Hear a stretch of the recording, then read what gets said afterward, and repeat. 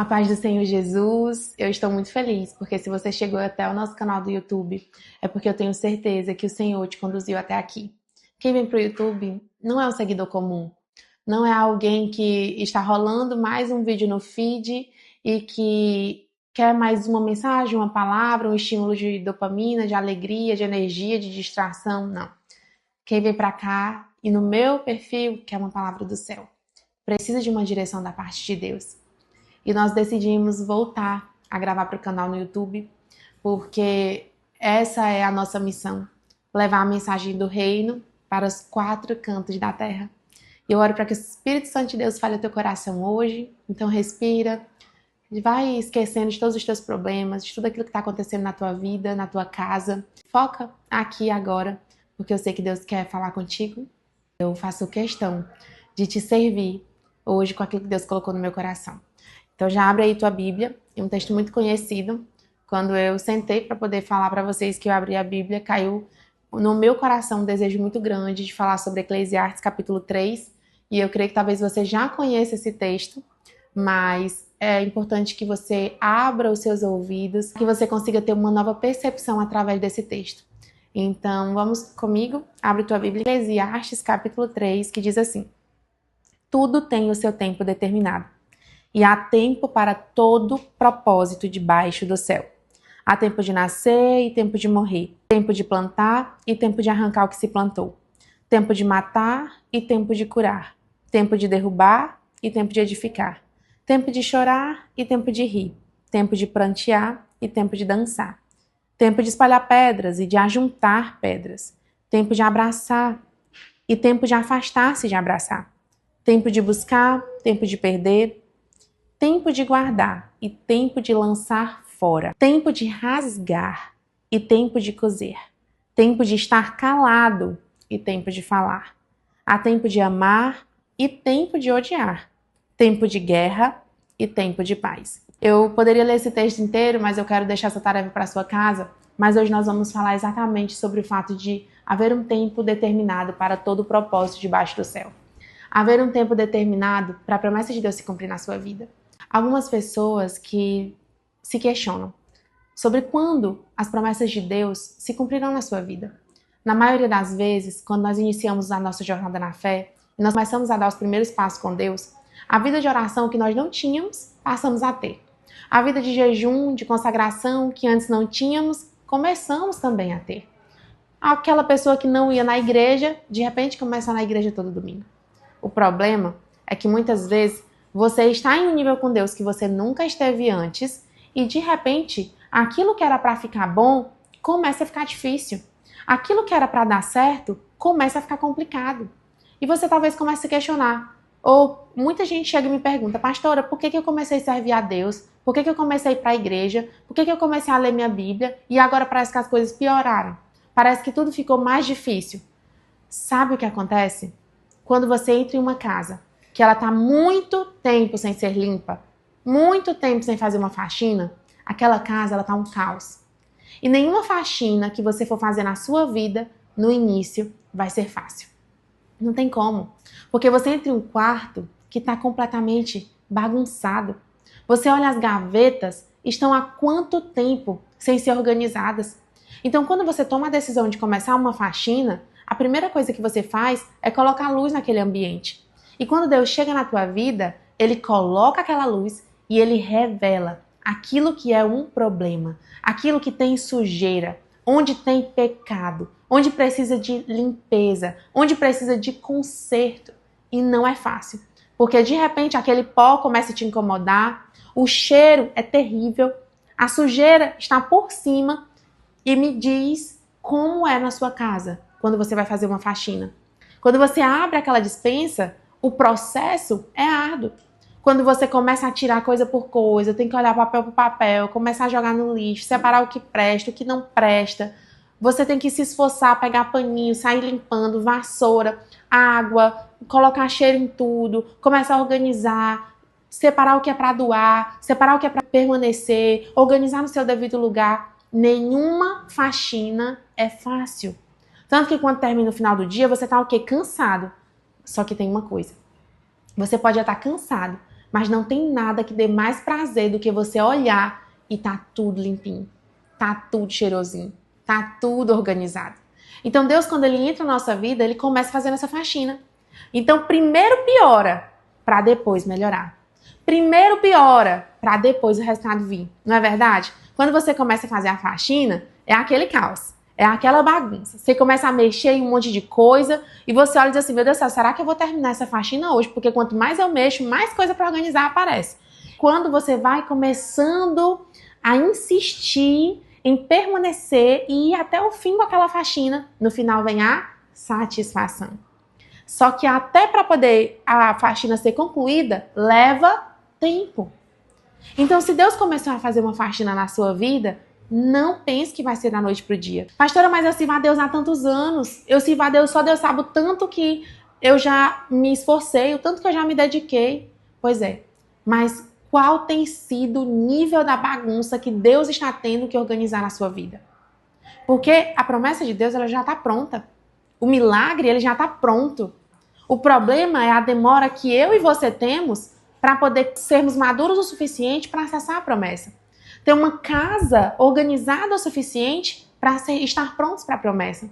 Então, a faxina já começou a acontecer na sua vida.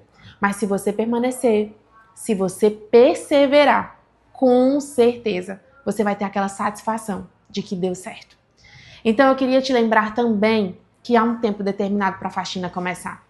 Há um tempo determinado para Deus te chacoalhar e dizer assim, vamos organizar, bora colocar a casa em ordem, bora mexer nessas finanças, bora mexer nesse dinheiro, vamos separar o que é o dinheiro da empresa, o que é o dinheiro pessoal, vamos organizar os teus sonhos, vamos tirar os projetos da gaveta, vamos começar a organizar esse casamento para que você consiga ter um casamento mais feliz. Não aceite o medíocre, não aceite o simples, não aceite qualquer vida, não aceite qualquer resultado. Não viva no modo deixa a vida me levar para ver se um dia vai dar certo. Se um dia Deus desce na terra e faz a tua parte, o Senhor já fez a parte dele. Ele está esperando você fazer a sua. Pegar a vassoura, pegar o rodo, pegar o pano ó, e começar a organizar o que ele já te deu. Porque se você tem alguma coisa para organizar, é porque você tem algum bem em mãos. E quando Deus vai fazer um milagre na tua vida, ele pergunta, deixa eu ver o que você tem nas mãos. Coloque em ordem. Quando você tira o caos da frente, você tem uma visão clara do que precisa ser feito. Agora deixa eu te lembrar de algo. Para de murmurar, porque Deus odeia murmuração. E se há um tempo para todas as coisas debaixo do céu, pode ter certeza que há um tempo também para você poder parar de reclamar. Porque um monte de coisa não deu certo na sua vida, porque talvez você está reclamando demais. Não tem uma visão de gratidão. Tá tudo muito imperfeito, tá tudo muito problemático e não consegue ver em nada o lado bom da vida. Em ninguém o lado bom daquela pessoa. Para de reclamar e começa a estimular o teu cérebro a aprender mais sobre gratidão. Porque se você tem louça na pia para lavar, é porque você tem filhos, é porque você tem uma família. E você tem noção de quantas pessoas dariam a vida para ter um filho e você pode gerar. Ah, mas o meu marido deixou uma toalha na cama. Você tem noção de quantas pessoas estão de joelho no chão para ter um marido e o maior prazer essa pessoa vai ter uma toalhinha para poder colocar no lugar, mas você está aí reclamando. Você numa casa de uma mulher que murmura, que reclama, sempre insatisfeita, que ninguém quer estar perto. A casa é mais um dormitório do que um lar. Quem é que quer ficar em dormitório? Quem é que quer viver de sobrevivência? As pessoas querem um lar.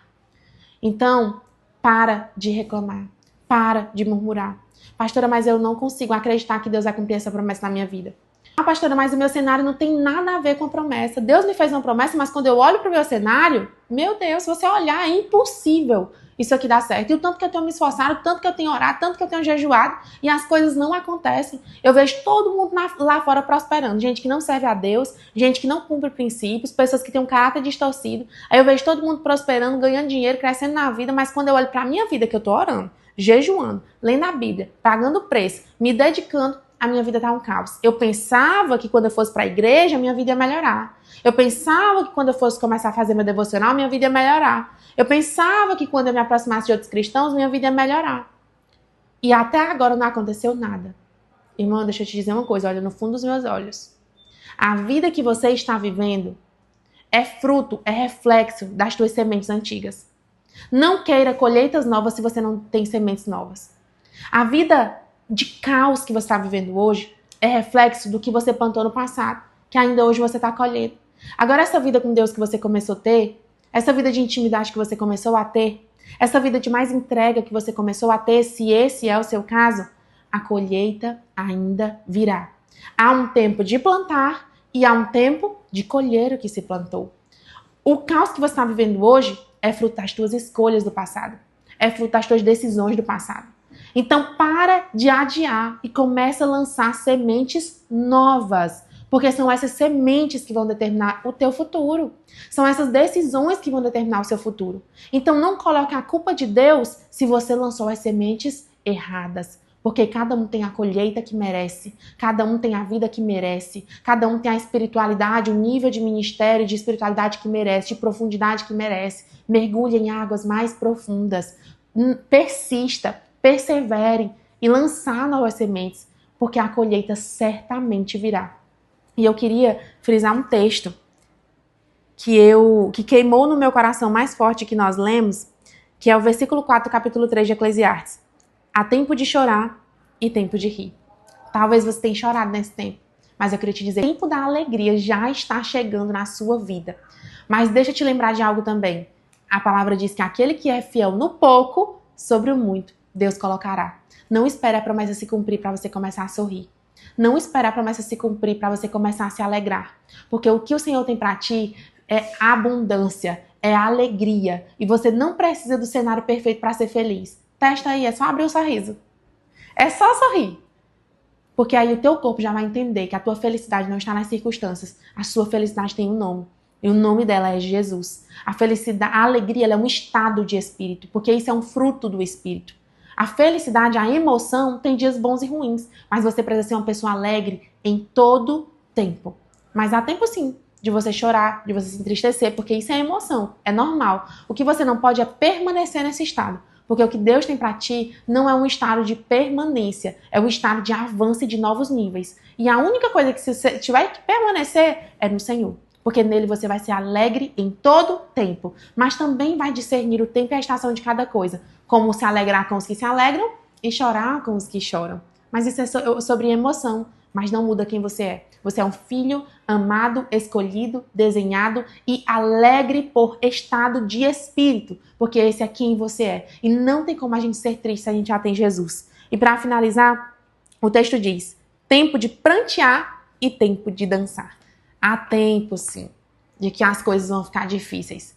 Tem uma frase que um amigo meu falou que eu nunca vou esquecer, que ele disse assim: é interessante que o crente, quando ele está em tempo de paz, ele se prepara para a guerra. E quando ele está em tempo de guerra, ele já se prepara, porque certamente a paz chegará. Deixa eu te lembrar, tem tempo que você vai prantear, você vai começar a ficar balançado, mas chegou o tempo de dançar. Dance no Senhor, se alegre no Senhor, porque a vitória é do povo de Deus. E agindo o Senhor, quem é capaz de impedir? Agindo Deus, me diga quem impedirá. Então eu queria te dizer que o Senhor tem algo novo para fazer na tua história. E não acabou. Espalharam por aí que já terminou e que era o seu fim. Mas não acabou. Se enganou quem pensou que a história findou, se equivocou. E que Deus manda te dizer é: eu vou mostrar pra quem achou que terminou. Eu vou deixar pensarem que o projeto falhou. Eu vou chegar depois, só pra impressionar. Eu tô montando o contexto porque eu quero impactar. E eu já lhe aviso logo: não pense que morreu, que a história acabou e que você perdeu. Eu vou entrar no ambiente pra operar, com os olhos da fé passei a enxergar que ainda tem vida aí. E mesmo que o cenário diga que é o fim, e as evidências gritem que é pra desistir, mas Deus está dizendo: ainda existe vida aí, ainda tem vida aí. E o tempo não limita o que eu vou fazer. Eu lhe garanto e afirmo pra você: ainda tem vida aí, vai voltar a viver. Existe vida aí. Que Deus te abençoe. Compartilhe esse vídeo com mais alguém. E eu espero que no próximo vídeo você esteja com o coração aberto para dizer: eu tenho dançado no Senhor. Eu tenho me alegrado no Senhor. porque Ele é fiel e eu sou alegre porque eu sou cheia do Espírito Santo. Um beijo no coração, que Deus te abençoe. Até o próximo vídeo.